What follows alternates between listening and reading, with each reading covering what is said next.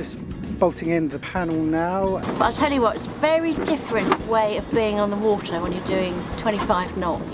His heat exchanger is in water. So this is the sea cockroach. Well, since I'm in the shop, I thought I'd inquire about supercapacitors. Really pretty place, uninhabited, good place to come for a picnic. And we're now caning it. 38 knots now.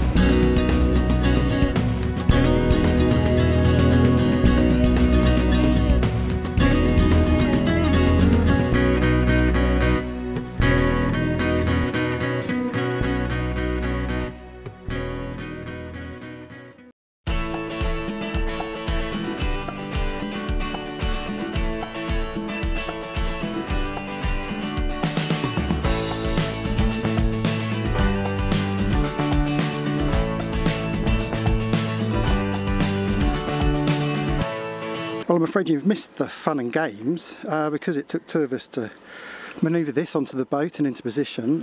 We couldn't record it, which is a bit of a shame, or well, we could have done, but we just didn't bother. So here it is. It's in place and it's an absolutely perfect fit. So big thank you to Lek, who measured this up and made the frame for us. It really is, and it's a kind of quite a nice tight fit as well, so we had to sort of push the corners down slightly, so perfect. Now it's in position, it doesn't actually look as big as it did when it's on land, so quite happy with that as well. I mean, obviously it's big, but yeah, it's great. So on the underside under here, obviously we've got drill points, holes to secure it down. There's about 6 of them across here and on this underside here as well. So that's going to be the next job. Interestingly, the solar panel comes with these rather nice attachments, and obviously I don't have those on the other end of that cable. I'm not sure how easy it is to get hold of these kind of plugs.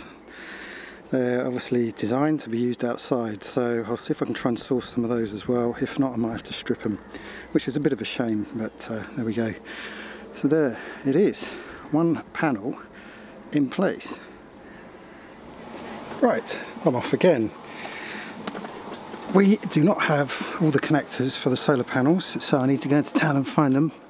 The local shop apparently does do them, which is great, but it's a bit of a mission, so this is me off on a hired motorbike going to find them. Let's go.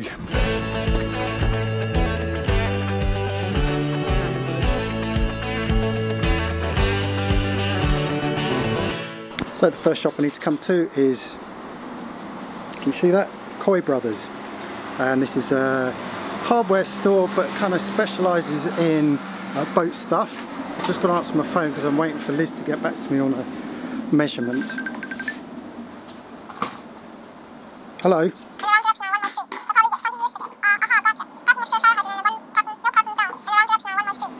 Yes. 14 mil. More 2 mil. I think take the... That's 14, yeah? Yeah. Right, next stop in town now is Lee Electrical. This is a very big electrical store. It's got lots of things. It's a real treat. And apparently they have our MC4 plugs as well. So let's go and have a look.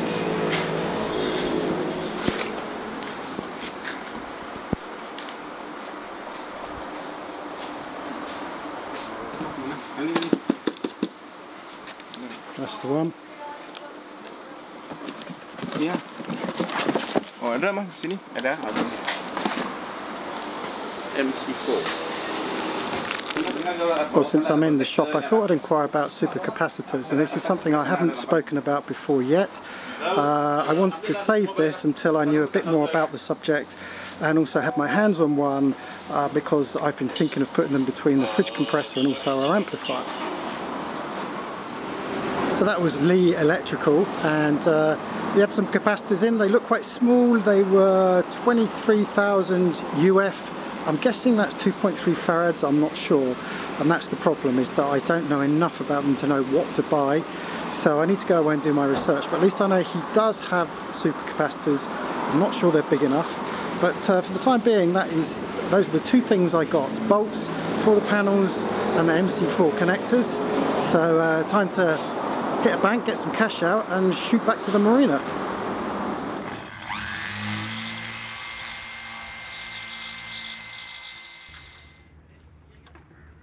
Just bolting in the panel now, and as I said earlier, there are holes in the panel along the long line and not on the short one.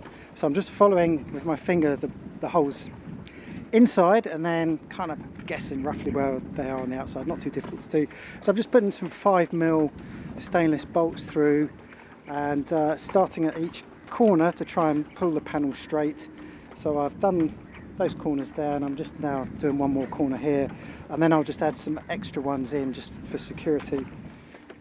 Today we're having a day off, and James Koo, who is the manager here, has invited us to go out fishing with him on his boat. Hello everybody! Hello! So here we are aboard James's fair vessel, and he's got two very small outboard motors.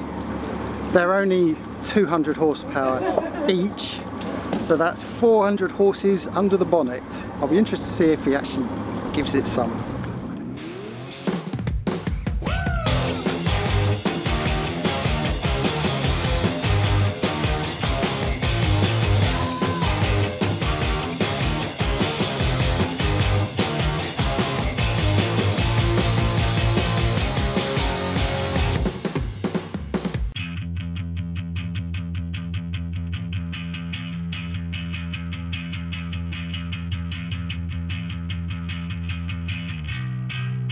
Well, that was an extremely fast motor to our first spot, doing about 25, 27 knots or so, and James has brought us to the northern tip of the island, the northwest tip. He says this is a good place for squid fishing, although we did have quite a bit of rain last night and they don't like fresh water. But no sooner had he got to the spot, he hasn't even put the anchor down, and already 3 people have got their rods out. They're desperate for some squid for lunch.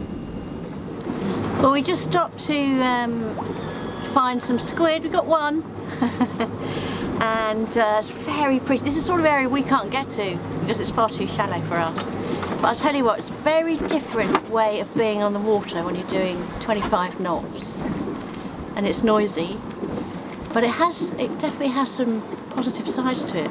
Quite enjoying today so far. It's our local calamari with green eyes. Really nice to eat. They're still alive. You see that the pigments?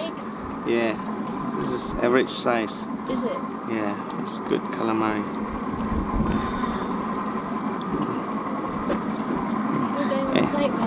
Yeah, and they have a big ink sac inside. Yeah. If you're doing a ink pasta, this is beautiful. We cook them with the ink from inside. Yeah. Fresh. Yeah. Got long tentacles. Yeah. This is the Sultan's Island behind me. Really pretty place, uninhabited, good place to come for a picnic, a day picnic, perhaps even stay overnight in a tent. Tiny little bay, when the sea goes out, you've got a lovely white beach. What's interesting though is that it does collect quite a bit of debris because of the currents here, so you get sort of plastic bottles and all the usual rubbish turning up in this bay. But then James said it's good in a way because it means they're able to come over and collect it all in one go, get all that rubbish out of the sea and pretty the bay up. This island was owned by a sultan. In fact, it was still owned by a sultan, and then he tried to build a castle here. As you can see, there's a wall still there, and there is some partition inside there. So it's considered a sultan's island, and it's still currently owned by the sultan or the government now. So we can go close. You can see the water is really clear and beautiful here. So they know what's best to choose, and really beautiful here. You got your own beach, and you could go across. There's another smaller beach when it's low tide, okay? Crystal clear water.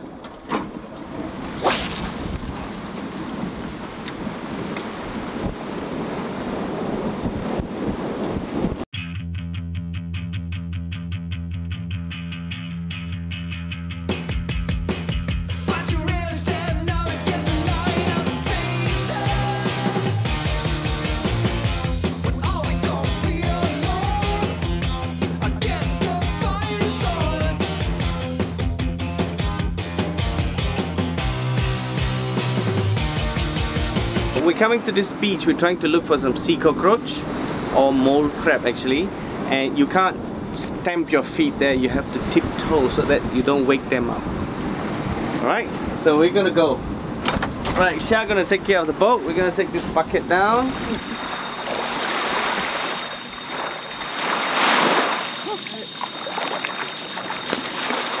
Yes, look. Woohoo! Lots of them. Full of raw eggs. This one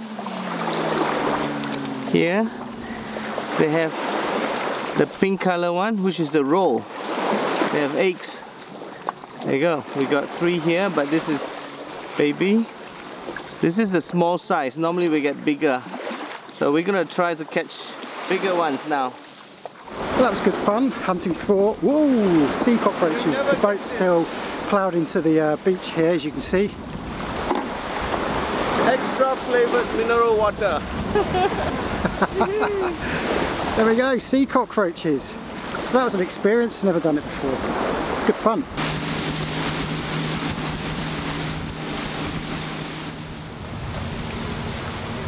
So it was a bit of fun. We've got 1 big squid and quite a few of those sea cockroaches. Looking forward to trying those. They look quite interesting, but they definitely do look like cockroaches. Anyway, we've just come around the corner now, and this is a beach that we know and you guys probably recognise as well. Previously we came to Daddy's restaurant, which is just behind me, but this time we've come to James's restaurant, which his friend runs, and that's the one next door, just here. And they've already set up a table for us, and I think we're going to get to sample some of those things that we caught this morning.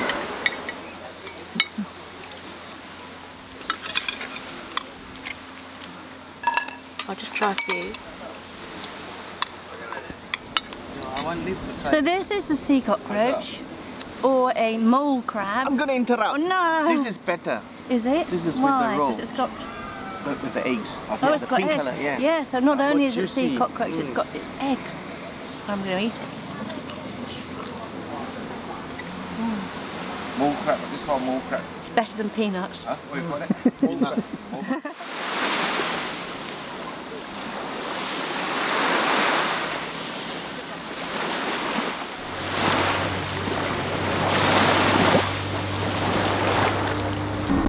What we've heard is that his heat exchanger is missing water and it's leaked onto his alternator, so he can't charge his batteries.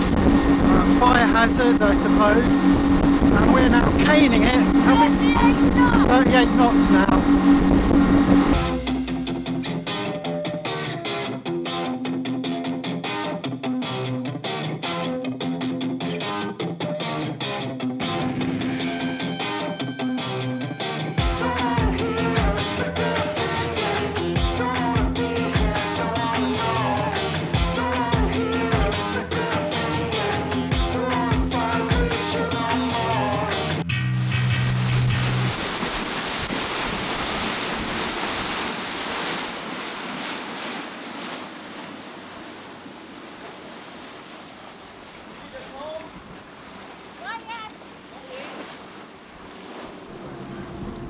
Okay, so it seems like they're okay. We're just running alongside them at the moment. So they're still motoring. They're just losing a lot of water through the heat exchanger. They're using the bilge pump, which is on continuously because of the amount of water they're losing. But they seem to be sitting all right and they're moving along okay. So they've just asked that we hang back and just stand by in case there's a problem. But we're now we're 1 mile away from the marina now. But I do feel for them. I know what it's like. You set off on a journey and something quite big goes wrong, so they were quite fortunate that they weren't too far away from the marina, and to have, of course, these willing fishermen on board, stuffed full of sea cockroaches, ready to assist. Yes, that's right. Are you going to turn the boat around?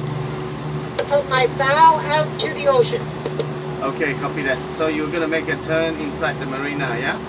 My plan. Okay, copy that. So, as you can see over my shoulder, this is, I've forgotten the name. What's the name of the boat? Joanna. Joanna. Joanna seems to be happily coming in now. They're just turning around.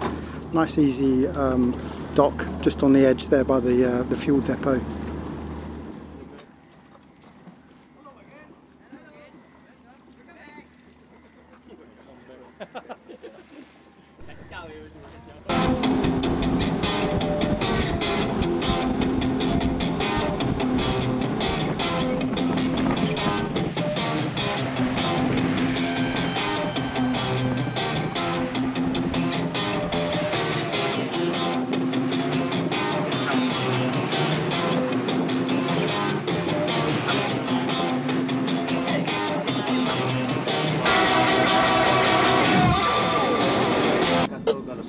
a big one.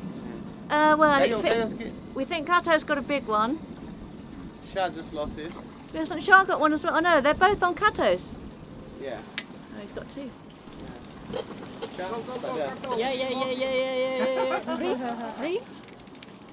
Three. Four. Wow.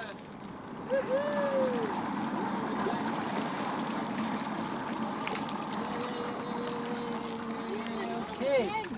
1, 2, 3, 4, 5.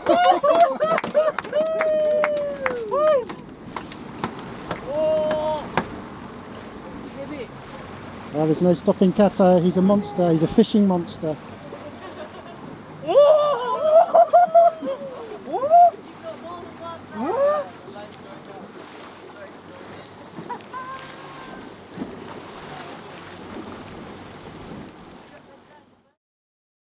So why is Millie getting all excited? Millie's getting excited because we have... What's that, Mills? Do you want the head? Come on then, come and get it, come on.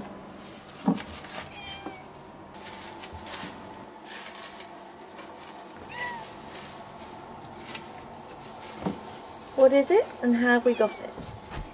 This is a big-eyed trevally. Now James actually called it a big-eyed tuna, which is possibly what the locals call it, but our fishing guru Matt told us a big-eyed trevally, which is quite different to a big-eyed tuna. So I imagine the flesh is probably a little bit more white compared to a tuna, but someone, I don't know, that's pretty red, isn't it? Yeah.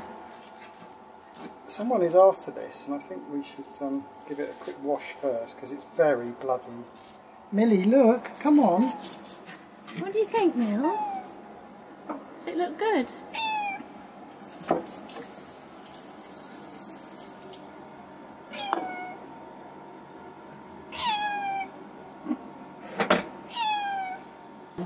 So after chopping his head off, literally about here in his neck are 2 anchovies, and this is why we saw so many of these big-eyed trevally, because it's anchovy season, isn't it, Millie? Yes. What are you doing? You don't come through this way.